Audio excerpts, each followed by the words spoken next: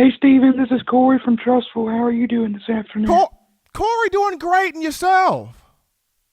I'm doing great. I have a couple of things on my mind here.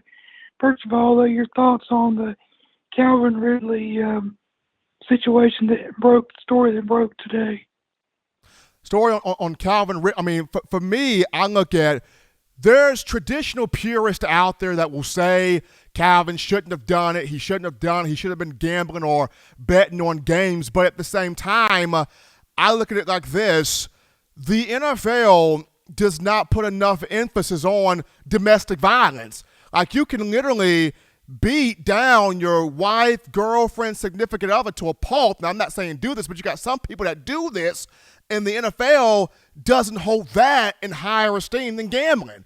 You even got the NFL that doesn't hold the substance abuse policy to more high esteem than gambling. So, I mean, I get it.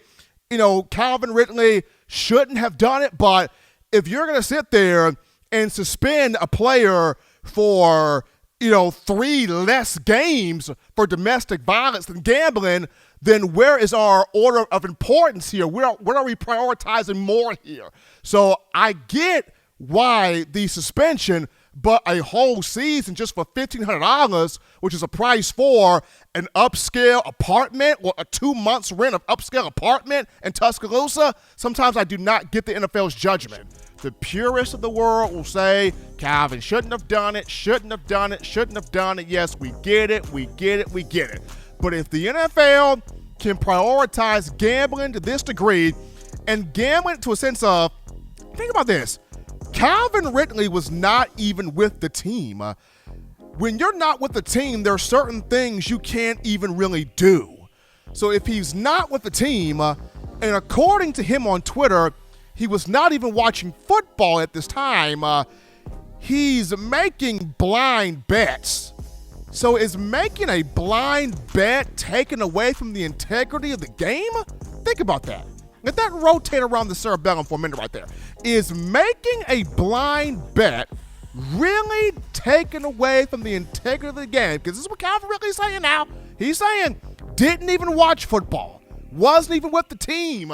So if he's not with the team, if he's not in communication with the team, if he's not even watching football, and we live in a day and age where sports betting is at its highest peak, when you got guys like Steve Mariucci, former NFL coach, when you got the Manning family with Peyton and Eli, and these guys are advocating for, hey, sports betting, sports gambling, when you've even got DraftKings, a sponsor of the NFL, when you got the NFL making the Mercedes-Benz Superdome in New Orleans, the Caesars Superdome, where gambling's at its highest peak, and it's advocated by the NFL, and here comes Calvin Ridley, not with the team, not watching football, maybe making a blind bet here and there.